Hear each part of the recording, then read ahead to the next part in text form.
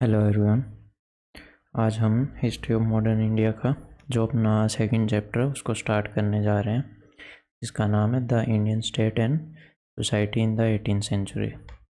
इस चैप्टर के अंदर मेनली जो इंडियन स्टेट हैं उस टाइम की 18th सेंचुरी के टाइम की, तो उनके बारे में जिक्र किया गया है कि कितनी स्टेट्स थी, कौन कौन सी थी, उन पे किसने राज किया, कौन उन पे रूलर्स थे, है ना, किस टाइम से किस टाइम तक किसको किसने सक्सीड किया, तो ये सब उनके बारे में बता रखा है।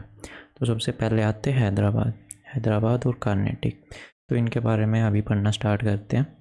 और हाँ, इस वीडियो को मैंने 2 से 3 पार्ट्स के अंदर डिवाइड किया है, क्योंकि ऐसे तो ये चैप्टर काफ़ी बड़ा हो जाएगा, काफ़ी लेंथी चैप्टर है और इसको हम अच्छे से पढ़ सके, इस वास्ते ना मैंने इसको 2 से 3 पार्ट में डिवाइड कर दिया। तो चलो स्टार्ट करते हैं। जो पहली स्टेट थी हमारी हैदराबाद को फाउंड करने वाले तो हमने पिछले ही चैप्टर में हमने पढ़ा था। तो उनका नाम था निज़ामुल मुल्क असफ जहाँ। इन्होंने 1724 के अंदर इसको फाउंड किया, हैदराबाद को। He played a leading role in overthrow Syed brothers and rewarded with the viceroyalty of Deccan. Syed brothers के बारे में जैसे हमने लास्ट चैप्टर में पढ़ा था कि उनको उखाड़ फेंकने में सबसे बड़ा रोल किसका था, निज़ाम और इनके जो फादर थे उनका। इसके उपलक्ष्य में इनको रिवार्ड के अंदर क्या मिली थी, वाइसरॉयल्टी मिल गई थी डेक्कन की। 1722 से 1724 तक ये वजीर रहे वहाँ के एम्पायर के। और आफ्टर 1724 ऑन 1724 और the suspicious nature of her emperor, जो इनके एम्परर थे उनका सस्पिशियस नेचर था, शक करते थे, दूसरों की बातें मान लेते थे, ठीक है। तो इस वास्ते अपने ही वज़ीर पे वो शक करने लग गए कि मेरा वज़ीर मेरे से ज़्यादा पावरफुल हो रहा है, और ये सब हर रोज़ का होने लग गया था, जिसकी वजह से परेशान होकर निज़ाम ने ना हैदराबाद अपनी उस एम्पायर को छोड़ दिया, जो एम्परर को अपने को छोड़ दिया और साउथ की तरफ चले गए, जहाँ पे इन्होंने हैदराबाद को फाउंड किया। यहाँ पे इन्होंने इंडिपेंडेंटली एक्ट किया, ऐसा शो किया कि हाँ मैं इंडिपेंडेंट हूँ, मतलब ज़्यादा कुछ पूछते नहीं थे। सेंट्रल जो पावर थी, जो मुग़ल बैठे थे बीच में दिल्ली में, उनसे ये ज़्यादा कुछ पूछते नहीं थे, लेकिन ये चाहते थे कि मैं भी इंडिपेंडेंटली अपना काम करूँ और काम भी वैसे ही करते थे। सबसे बड़ी बात he followed the tolerant policy towards Hindus. Not only Hindus, इन्होंने सभी धर्म के उपलक्ष्य में अपना है ना फ्रेंडली नेचर रखा था। फॉर एग्जांपल इनके जो दीवान थे पूरन चंद, और he also introduce the jagirdari system भी इन्होंने इंट्रोड्यूस किया था, जैसे मुग़ल पैटर्न्स में। Okay, he also made attempt to curb the corruption in his administration. काफ़ी अटैम्प्ट्स बनाए, काफ़ी नीतियाँ बनाई जिससे ये अपने एडमिनिस्ट्रेशन के अंदर करप्शन को रोक सके, बट आज तक ऐसा कोई कर नहीं पाया। After his death in 1748 Hyderabad goes in the hand of disruptive forces as were operated in Delhi. तो इनकी मौत के बाद ना, इनकी डेथ के बाद जो भी दिल्ली के अंदर सेंटर के अंदर जो मुगल्स बैठे थे, तो जो वो फोर्सेस थी उनके अंतर्गत जो हैदराबाद था वो चला गया था, और कर्नाटक भी इसी का हिस्सा था। It was one of the subah of Mughals Deccan and came under the Nizam of Hyderabad authority. Karnataka Hyderabad के अथॉरिटी में आता था, ठीक है। और जो डिप्टी गवर्नर थे कर्नाटक के, उनको नवाब कहा जाता था, जो वो भी अपना इंडिपेंडेंट एक्ट करते थे किससे, सेंट्रल अथॉरिटी से। और वो अथॉरिटी कौन सी थी, निज़ाम थे जो हैदराबाद से थे। तो जो यहाँ के नवाब थे सादुतौला खान, इन्होंने क्या किया ना, बिना परमिशन अपने सुपीरियर की, जो कि निज़ाम थे, अपने नेफ्यू दोस्त अली को अपना सक्सेसर बना दिया, ठीक है। निज़ाम की परमिशन के बिना इन्होंने जो आगे जो नवाब रहने वाले दोस्त अली खान, उनको अपना सक्सेसर बना दिया कि हाँ भाई मेरे बाद तू यहाँ पे राज करेगा। 1740 में ड्यू टू स्ट्रगल ऑफ नवाब सिंह का जो स्ट्रगल हुआ, उसका मौके का फ़ायदा उठाते हुए जो यूरोपियन कंपनी थी ना, उन्होंने इंटरफेयर करना स्टार्ट कर दिया इंडियन पॉलिटिक्स में। क्योंकि जैसे ही कोई मरा नहीं और इनके स्ट्रगल आपस में स्टार्ट हो जाते थे, मैं बनूंगा नवाब, मैं बनूंगा, मैं राजा बनूंगा, मैं बनूंगा। और मैप के अंदर दिखा देता हूँ, ये उस टाइम पे हैदराबाद था और this was the area of Karnataka, ठीक है। अब चलते हैं बंगाल में। ये बंगाल पे किन किन राजाओं ने रूल किया किस टाइम तक, तो उनकी ये थोड़ी सी टाइमलाइन है। मुर्शीद कुली खान ने 1717 से 1727 1717 से 27 तक। इनके बाद इनके जो सन इन लॉ थे सिराजुद्दौला शुजाउद्दीन, इन्होंने 27 से 39 तक। और फिर इनके बाद इनके सन आए सरफराज खान, जिनको अलीवर्दी खान ने मार दिया था। फिर अलीवर्दी खान खुद बन गए थे, 39 से 56 तक ये रहे। और इनके जाने के बाद जो इनके ग्रैंडसन थे सिराजुद्दौला, ये केवल 1 ही साल अपना रूल कर पाए थे। ठीक है, तो अब मुर्शीद कुली खान के बारे में थोड़ा सा हम पढ़ लेते हैं। ये थे फाउंडर ऑफ बंगाल। बंगाल को फाउंड करने वाले मुर्शीद कुली खान थे, और ये फर्स्ट नवाब भी थे जिन्होंने सर्व किया था 1717 से 27 तक। 1700 के अंदर ये दीवान रहे हैं बंगाल के। ठीक है, reorganise the finances of Bengal. Bengal के फाइनेंसेस को इन्होंने रीऑर्गेनाइज किया, मतलब फेरबदल किया उसके फाइनेंस को इंक्रीज़ करने के लिए, वहाँ के रेवेन्यू को इंक्रीज़ करने के लिए इन्होंने जागीर लैंड्स को क्या बना दिया, डायरेक्ट खलीसा। ठीक है, ट्रांसफ़र कर दिया खलीसा के अंदर। अब खलीसा क्या होता है?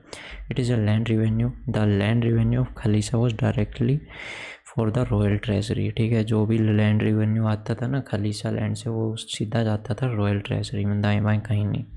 और जो जागीर होती थी वो जागीरदारों को अलॉट कर दी जाती थी, जिसके बाद वो वहाँ से रेवेन्यू लेते रहते थे। इन्होंने भी इंट्रोड्यूस किया क्या, रेवेन्यू फार्मिंग। और सबसे बड़ी बात, इन्होंने एग्रीकल्चरल लोन देना स्टार्ट कर दिया पुअर फार्मर्स को, जिसकी वजह से क्या हुआ ना, रेवेन्यू इंक्रीज़ हो गया बंगाल का।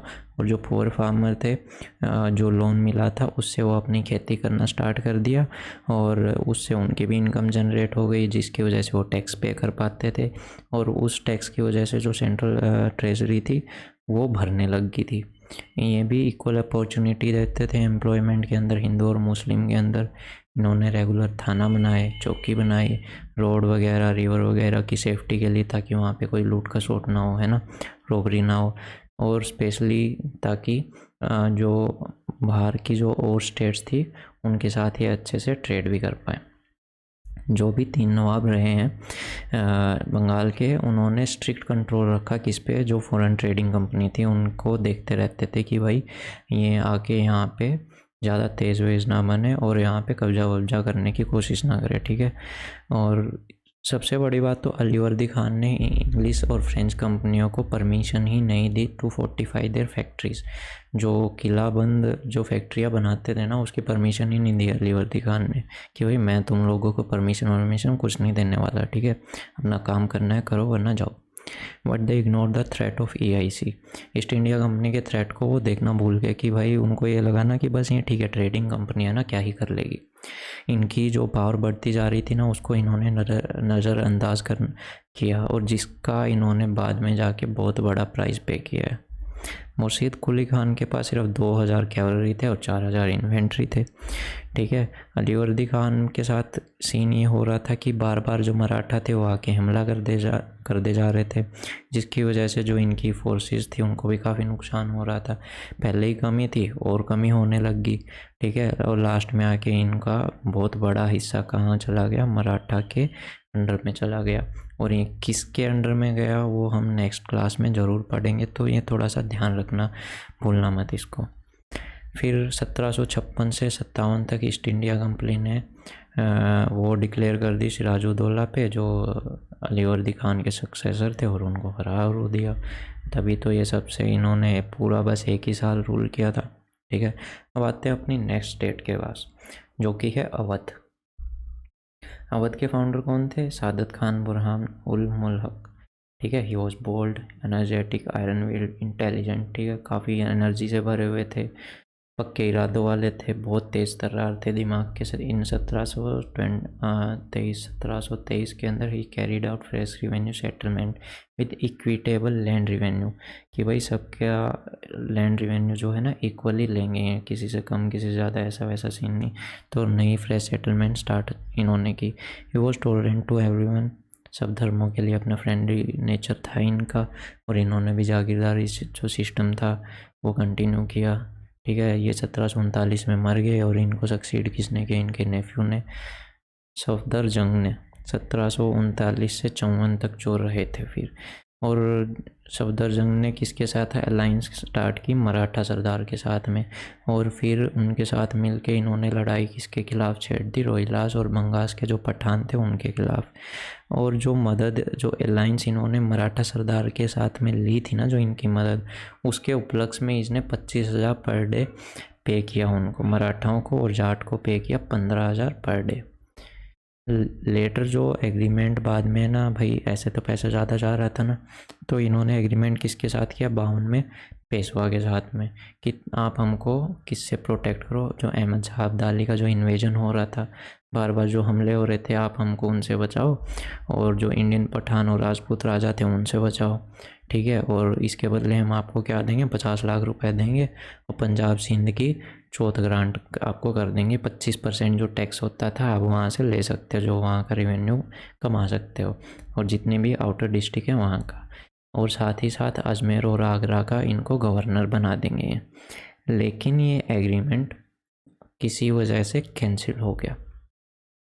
अब सफदरजंग क्या थे ना, इन्होंने ऑर्गेनाइज किया इक्विटेबल सिस्टम ऑफ जस्टिस, कि सबके लिए इक्वल जस्टिस ये प्रोवाइड करते थे। He too adopted the policy of impartiality in employment, जो एम्प्लॉयमेंट थे उसके अंदर भी ये कोई ऊंच नीच भेदभाव नहीं करते थे। वो simple living man and died in 1754। काफ़ी सिंपल तरीके से ये रहते थे, इनका रहन सहन काफ़ी सिंपल साधारण था, और 1754 के अंदर इनकी डेथ होगी, ठीक है। अब हमारी जो नेक्स्ट स्टेट है वो है मैसूर। और मैसूर के बारे में तो हम काफ़ी जानते हैं, बहुत पढ़ा भी है, बहुत नाम भी सुना है, हैदर अली, टीपू सुल्तान का।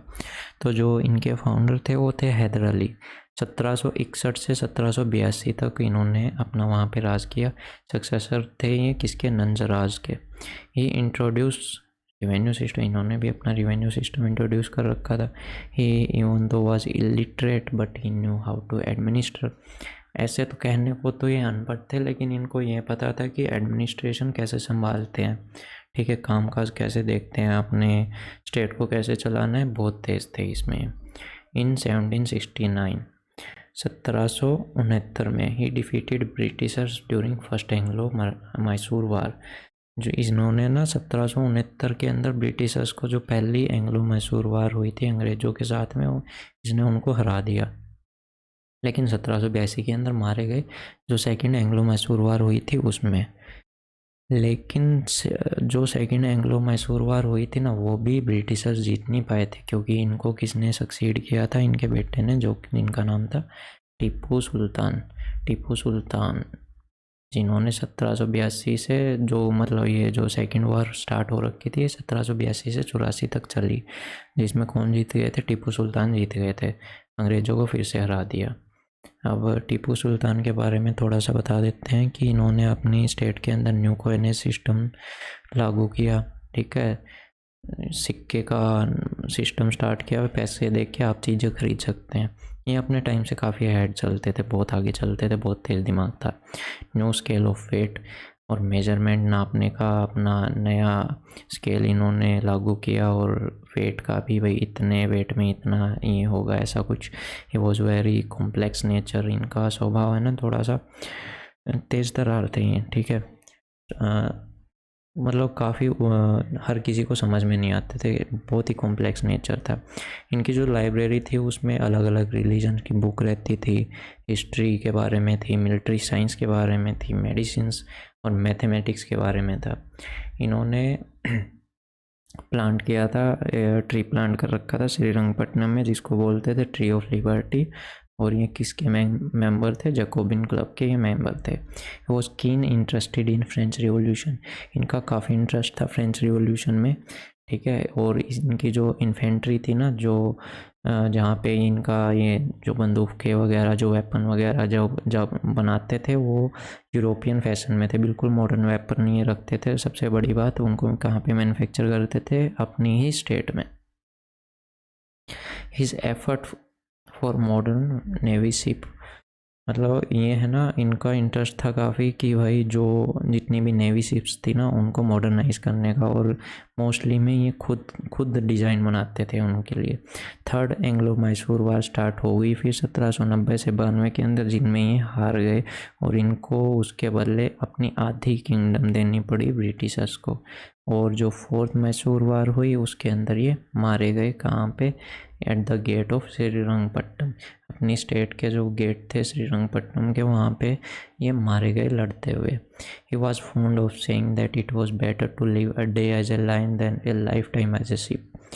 ये हमेशा कहा करते थे कि एक दिन जियो शेर की तरह जियो, ना कि पूरी ज़िंदगी किसी भेड़ की तरह। तो ये था हमारा पहला पार्ट सेकंड चैप्टर का, और नेक्स्ट चैप्टर का भी हम आई थिंक नेक्स्ट डे, कल या परसों में अपलोड कर दूँगा। तो बताइएगा ज़रूर कि कैसा रहा चैप्टर, और अगर कोई कमी हो तो प्लीज़ मेरे को कमेंट सेक्शन में ज़रूर बता दीजिएगा। Thank you, have a nice day.